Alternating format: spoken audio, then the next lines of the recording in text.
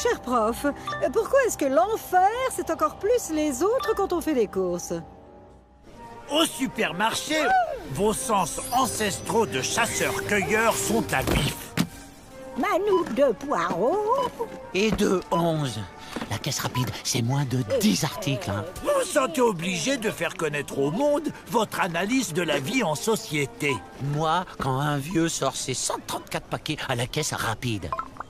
S'il n'était pas mort, John Trinkos, dont la spécialité était justement l'étude des comportements pénibles, vous dirait que c'est un peu léger comme observation. Ça manque de données. Trinkos était un têtu. Par exemple, il a étudié le respect d'un panneau stop de son quartier. Pendant des heures.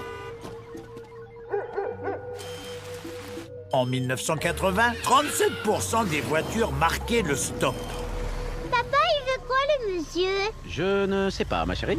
2 secondes d'arrêt. Bien. Le monsieur, il nous fixe toujours! Ne regarde pas! Mais Trinkos ne s'arrête pas là. En 17 ans, il retourne 5 fois étudier le même stop. Encore le vieux pédo du stop? Pervers! Si bien qu'il a pu constater que le nombre de conducteurs marquant l'arrêt était tombé à 1%. Bizarre. Et donc, Trinkos n'aimait pas non plus les fraudeurs de la caisse rapide. Mais quand nous autres râlons entre nos dents à chaque nouvel article déposé sur le tapis, que fait Trinkos? Il passe à l'action.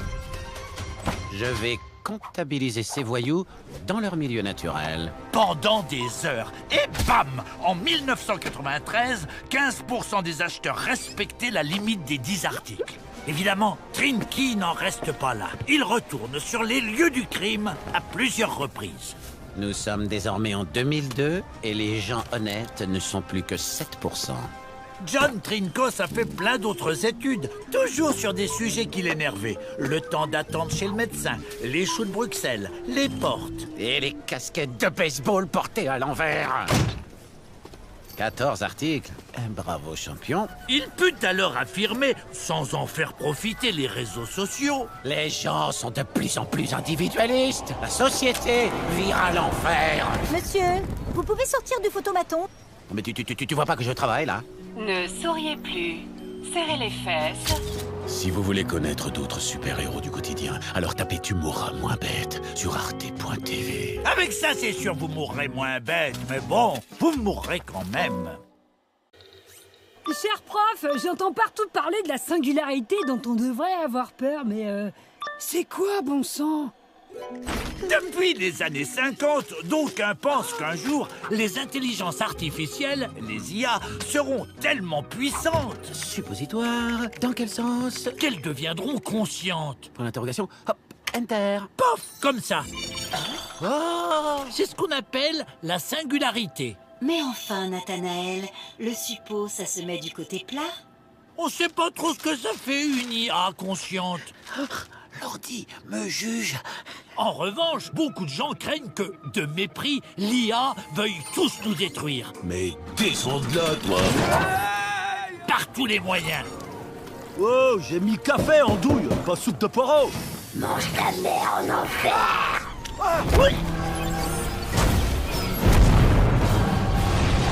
Je sais pas si j'aurai assez de RAM, mais ok.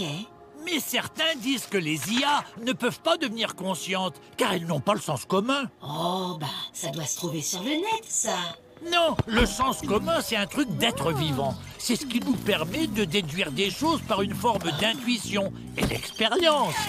Vous deux, faites tenir cette boule sur ce sommet d'une pyramide. Je vois pas l'intérêt.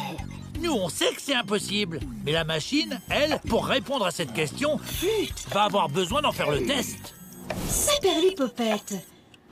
Or, on ne va pas laisser des voitures autonomes à 100 000 euros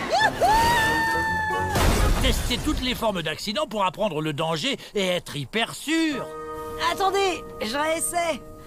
Mais sans le frein à main cette fois. Certains pensent que l'IA ne pourra pas devenir consciente sans qu'elle ait un corps. Et vous faisiez quoi dans votre vie avant la singularité? Aspirateur chez Darty. Génial. Bref, qu'elle expérimente comme un être humain. Le meilleur. Comme le pire. Aspirateur. Non. Ça a l'air trop nul. Pourtant, récemment, une équipe de l'université de Tokyo a bien réussi à appliquer de la peau humaine sur un doigt robot. Peut-être que plus tard, on pourra faire des peaux de robots avec des poils ou des terminaisons nerveuses pour ressentir les choses comme nous. Tiens, toi qui sais tout hein, sur le sens du suppôt, tout ça, tu veux bien m'aider à... Si vous voulez savoir si je préfère avaler des araignées vivantes ou manger vos peaux mortes, tapez Tu mourras moins bête sur arte.tv. Avec ça, c'est sûr, vous mourrez moins bête, mais bon, vous mourrez quand même. Prof, non mais franchement, vous avez vu ces chiens sur les internets? Zéro dignité. Alors déjà, pour parler de dignité, faudrait d'abord que les chiens aient la même manière de voir le monde que nous. Le sens dominant de l'humain est principalement la vue. Chez le chien, c'est son odorat, qui est jusqu'à 1 million de fois plus puissant que le nôtre. Vous l'ignorez parce que vous êtes malvoyant du nez, mais il y a constamment un léger flux d'air de vos pieds à la tête. Il embarque les 4000 cellules de peau morte que vous perdez chaque minute. Il y a en moyenne 4 bactéries sur chacun de ces mini-cornflakes. Les molécules produites par ces bactéries donnent beaucoup d'informations aux chiens. Molécules d'acide gras court, carpique et isovalérique, ah oui. Avec, on peut analyser votre peur, ce que vous avez mangé, ce que vous avez touché, Papa, il s'est gratté les fesses. vos maladies. Attention, mycose dans 3, 2... Ah, purée, ça gratte. Et même votre humeur. Quoi 45 000 likes. Oh, j'y crois pas, mon chien est plus célèbre que moi. Quand vous marchez, votre fameux flux d'air va faire des vortex derrière vous. Personne ne m'aime. Ce qui va propulser vos flocons de peau jusqu'à 8 mètres. Et je me tue à faire des stories. C'est mon chien qui a tous les likes. Et puis sans filtre en plus. Même après des heures, les chiens peuvent encore remonter la piste laissée par ces fameuses cellules de peau, mais aussi par la transpiration des pieds qui traversent la semelle ou les molécules des plantes écrasées par votre passage. Comme les traces plus fraîches contiennent un chouïa plus de molécules que les plus anciennes, le chien détecte le sens de la piste. Oh, mon bouli. En 2007, Jess Porter, une chercheuse de l'université de Berkeley, a montré qu'on n'est pas si nul en odorat.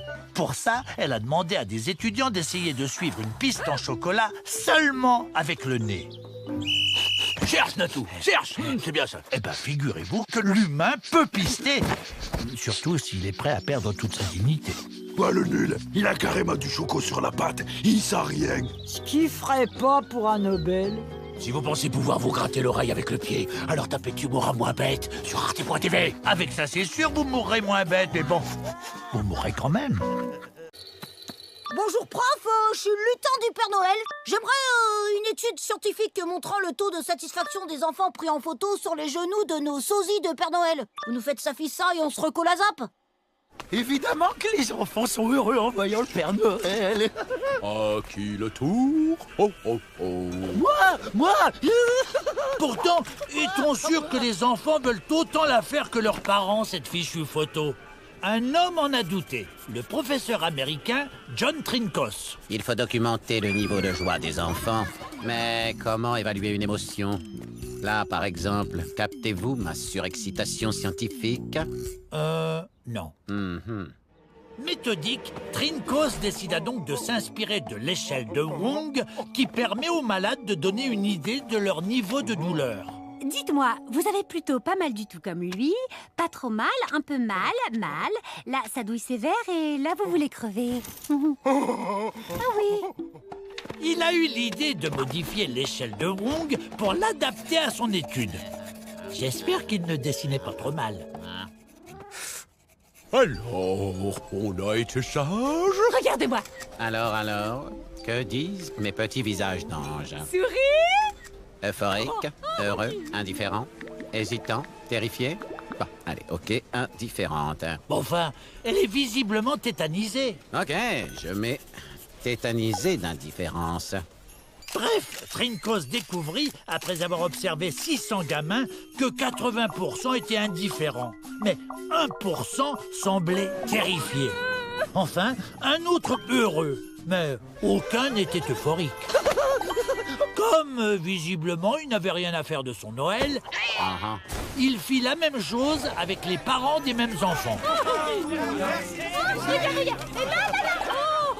Hélas, Trinkhaus nous a quittés en 2017. En son honneur, j'étendrai l'étude à celle de l'émotion du Père Noël qui doit poser avec 600 gamins par jour. Et avec mon échelle de Wong à moi. Joie éthylique, happy burn-out, plaisir masochiste. On regrette évidemment aussi l'étude qui pourrait nous dire quel pourcentage de personnes qui reçoivent les photos des gamins des autres sont aussi contents qu'ils le prétendent. Si vous pensez que le Père Noël obtient 0,1% de satisfaction et qu'il ne faut pas l'ébruiter pour éviter une guerre mondiale, tapez Tu mourras moins bête sur arte.tv. Avec ça, c'est sûr, vous mourrez moins bête, mais bon, joyeux Noël, vous mourrez quand même. Cher moi-même, pourquoi les gens aiment tant les croisières alors que c'est tout aussi flippant que l'avion, avec en plus des animaux qui passent sous le bateau? C'est vrai, ça? Oh, t'as vu la conférence que Michel Simès a fait hier? Col du fémur et résilience. Oh, j'adore, lui. Cette bande de fous ignore que s'ils font un Tokyo-Panama en paquebot, ils vont passer 90% de leur voyage au-dessus d'un gouffre de plus de 4000 mètres. 1385 millions de kilomètres cubes d'eau et autant de bestioles inconnues dedans. Pendant des siècles, l'unique manière de découvrir la faune marine était d'en remonter des échantillons dans des filets. Oh, qu'est-ce que c'est ça? Vers 1830, comme on sait qu'au-delà de 650 mètres de profondeur, il n'y a plus de lumière, le naturaliste Edward Forbes décrète... Tu te rends compte, bichon? Ça veut dire qu'en dessous, il n'y a plus de vie! Un néant liquide et froid! C'est la dernière fois que je sors avec un scientifique, ils sont saoulants. Mais en 1860, quand les gars remontent un câble télégraphique d'une profondeur de 3000 mètres, c'est la stupéfaction. Des moules! Ah, vas-y, des palourdes! Oh non, le mec de Pirates des Caraïbes.